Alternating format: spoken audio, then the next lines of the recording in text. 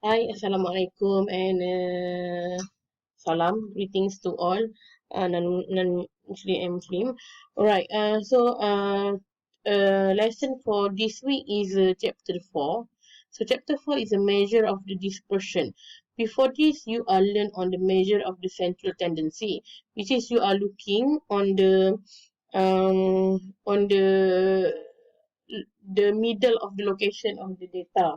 Okay, but for this measure of the dispersion, we are actually will be looking for the how the variate of the data spread away. Okay, so the dispersion is describe how the observation is distributed on our data collecting. Okay, so it will be shows and describe the data variation around the central value after we already find the mean, median, and mode. Then on this dispersion, what we can do is we can calculate the variance, standard deviation, range, and etc. But in this class, if I'm not mistaken, we will cover until the quartile. Okay, so the interquartile. Okay. So this is only the theoretical part. On the calculation and the practical part will be shown later on the next video. Okay, for this one, I want to show you that not all of the data type that you know before this, the variable type or the level of the measurements for the nominal ordinal scale are allowed to do all the dispersion. Okay, there are limitation on the nominal and ordinal. Okay, for if you can see that, okay, if you want to measure the dispersion, we can calculate for the mean, maximum, range, the interquartile, the variance, and the standard deviation. So there are five basic of the method that can be used to measure the dispersion. Okay, but for nominal, we know the data is in the type of the qualitative, so that we cannot calculate for the mean and maximum.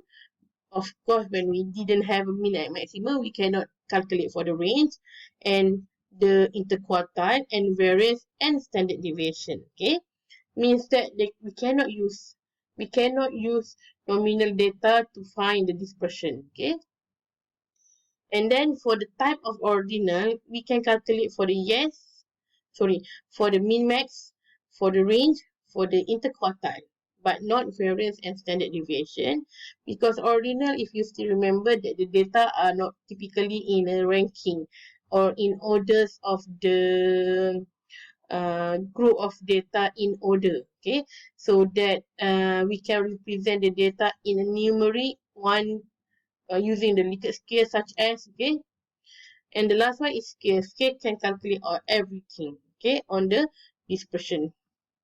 Okay, so this is the example of the type of each variables or data. So this one is nominal, ordinal, and scale, the type of the or the level of the measurement. So that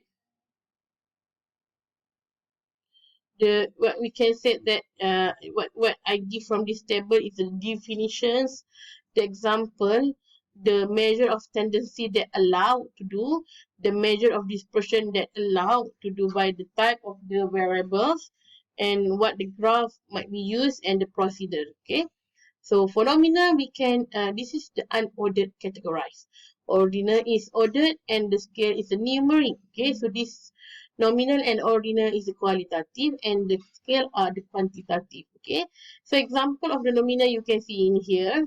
Okay, and the mode or the method the measure of the central tendency that are allowed for nominal is mode, while ordinal for mode and median, and scale for mode, median, and mean. Okay, for this question, ordinal, as I explained in the previous slide, so you can calculate mean, max, range, and interquartile, but cannot calculate for the standard deviation and variance. But for the scale, you can calculate everything.